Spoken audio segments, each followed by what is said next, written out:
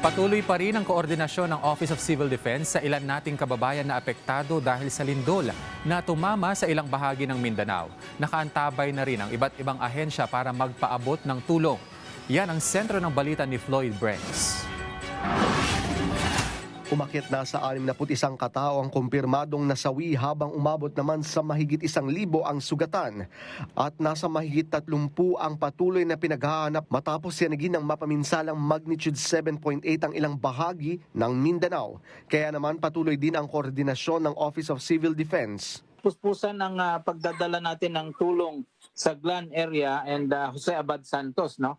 Dahil ito po yung medyo isolated na in terms of ma-reach kaagad na area. So yung ang focus natin na madala kaagad doon is yung housing materials para po mag-umpisahan na po yung kanilang early recovery. So tama po yan. Ang pangangailangan po doon sa Glan ngayon ay itong materials para sa mga housing, immediate housing repairs. 61 yung reported dead. And then may 33 missing, but again, binabalidate pa po ito at maaari pa pong magbago ito. Sa injured and those who has reported yung mga illness ay umabot po ng 1,221.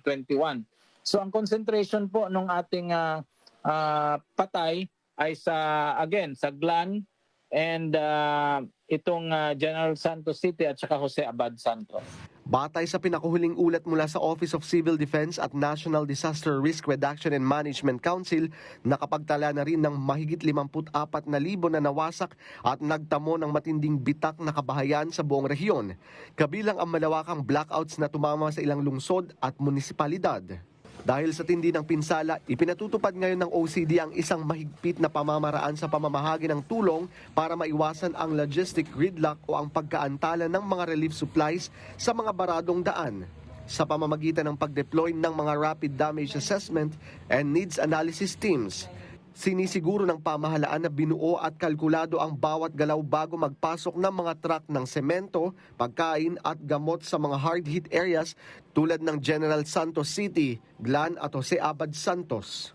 Kaya naman, eksklusibo munang binuksan ng General Santos International Airport para lamang sa mga humanitarian, military at medical evacuation airlift operations para mapabilis na maihatid ang mga mobile water purification systems at malaking power generators sa mga apektadong ospital at evacuation centers. Meron tayong 26 evacuation centers na ino-operate ngayon, housing some 2,000 families or 9,000 individuals. So tuloy-tuloy naman po ang pagbibigay natin suporta doon. Yung ating DOH ay naka-activate yung kanilang mga health teams, para matingnan din, maiwasan yung magkaroon tayo ng outbreak sa mga evacuation centers natin. So far, tuloy-tuloy po ang pagsusuporta natin at wala po namang challenges doon kasi sapat naman ang resources na binibigay ng ating pamahalaan.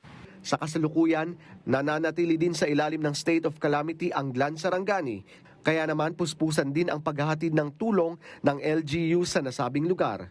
Ngayon, ang ginagawa namin is nagre-remove kami ng mga landslide leading to our barangays and giving of relief goods to the barangays.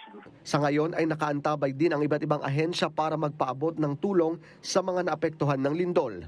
Floyd Brands para sa Bayan.